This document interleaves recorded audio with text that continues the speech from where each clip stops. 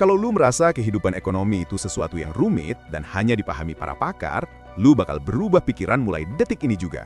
Karena yang bakalan gue ceritain bukan soal angka-angka abstrak, bukan pula grafik yang bikin pusing, tapi tentang bagaimana setiap Ramadan dan Lebaran, dua momen paling sakral di kalender masyarakat Indonesia, tanpa kita sadari justru menjadi mikrofon yang memperkeras suara-suara perubahan ekonomi yang selama ini sering disamarkan oleh istilah-istilah ekonomi yang berat dan rumit.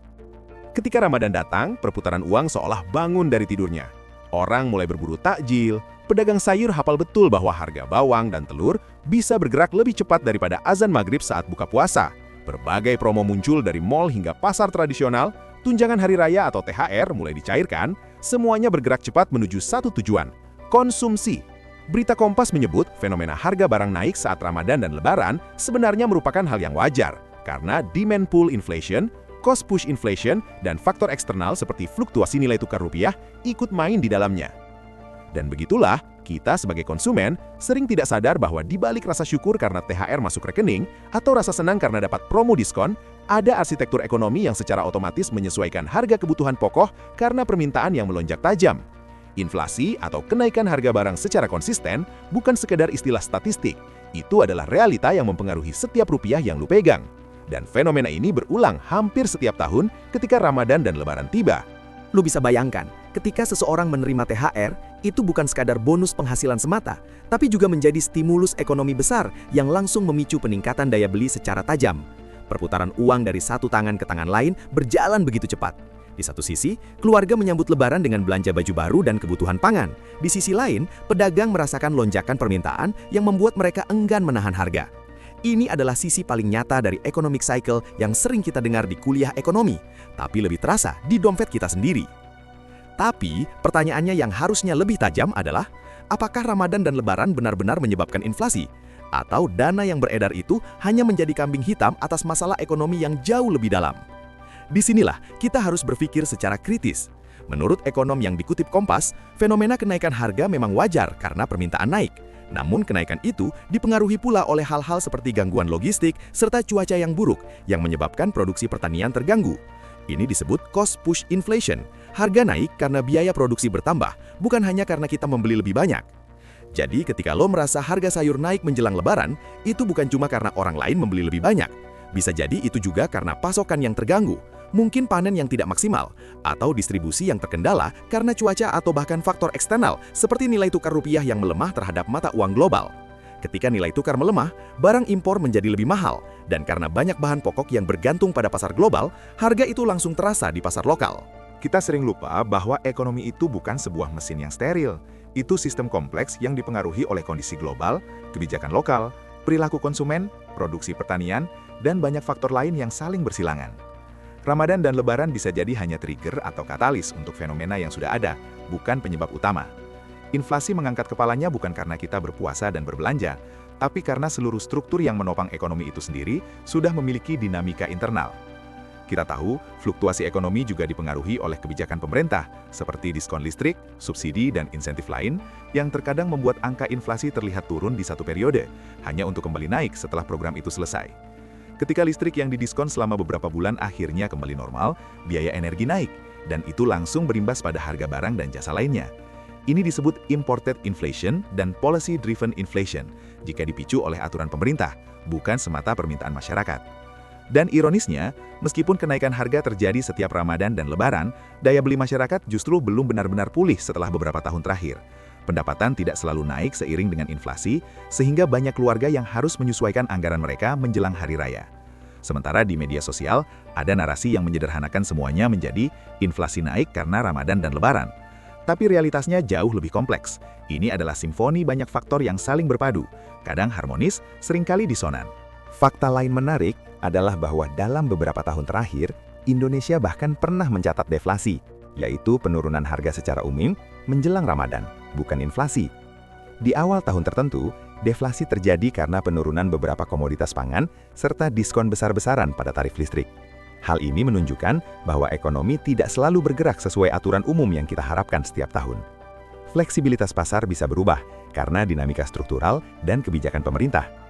Dengan kata lain, kita tidak bisa menjadikan satu fenomena seperti Ramadan sebagai penyebab tunggal inflasi.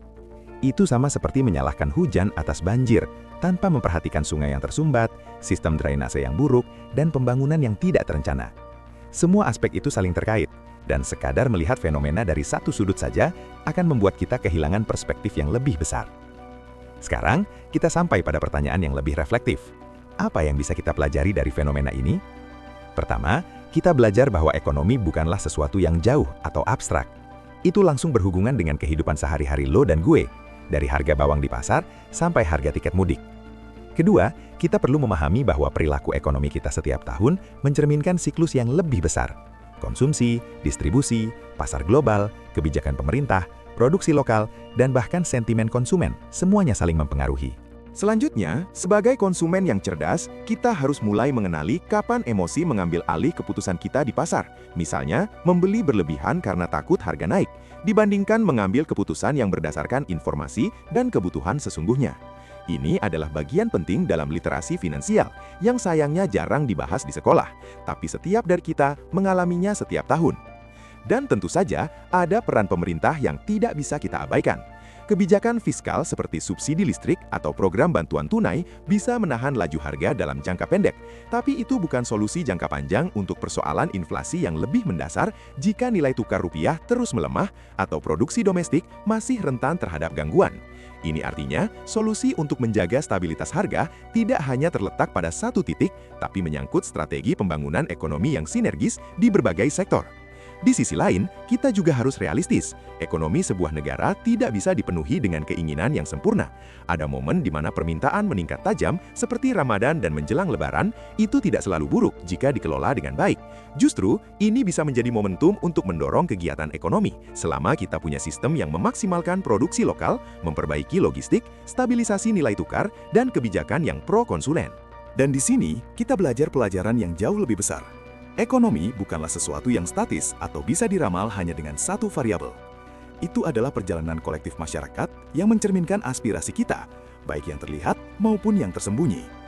Ramadan dan Lebaran bukanlah penyebab invasi, mereka hanyalah cermin yang memperlihatkan apa yang salah, apa yang benar, dan apa yang harus kita perbaiki dalam cara kita mengelola sumber daya, permintaan, produksi, serta kebijakan publik. Jadi, ketika lo mendengar narasi bahwa inflasi terjadi karena Ramadan, ingatlah, itu seperti mengatakan banjir terjadi karena hujan. Hujan memang salah satu penyebabnya, tapi tanpa sistem drainase yang baik, tanpa perencanaan kota yang matang, tanpa kesadaran lingkungan, banjir akan terus terjadi bahkan saat hujan ringan sekalipun. Dan apakah lo harus takut dengan inflasi? Tidak. Yang lo butuhkan bukan takut, tapi pemahaman. Pemahaman bahwa harga naik bukan semata-mata karena momen tertentu, tapi karena sistem yang lebih besar bergerak di balik layar. Pemahaman bahwa lo punya peran sebagai konsumen cerdas yang bisa membuat keputusan berdasarkan fakta, bukan berdasarkan rumor atau kecemasan sesaat. Di akhir hari, ekonomi bukan sesuatu yang perlu lo hindari atau takuti, tapi sesuatu yang perlu lo pelajari dan pahami. Karena itu adalah kisah kehidupan kita sendiri. Kisah tentang bagaimana kita membeli, menjual, berharap, dan membangun masa depan. Dan ketika lo mengerti itu, lo tidak lagi menjadi penonton asif, lo menjadi bagian dari cerita yang lebih besar, cerita tentang kemajuan, tantangan, dan harapan. Jadi kalau lo menemukan video ini bermanfaat, lo tahu apa yang mesti lo lakuin. Like video ini karena lo tahu lo mendapat insight yang jarang dibahas. Share video ini supaya lebih banyak orang memahami dinamika ekonomi real yang menyentuh kehidupan kita sehari-hari. Dan tentu aja, subscribe karena diskusi kita tentang topik besar kayak gini baru awalnya saja. Dan masih banyak lagi yang ingin kita bahas bersama.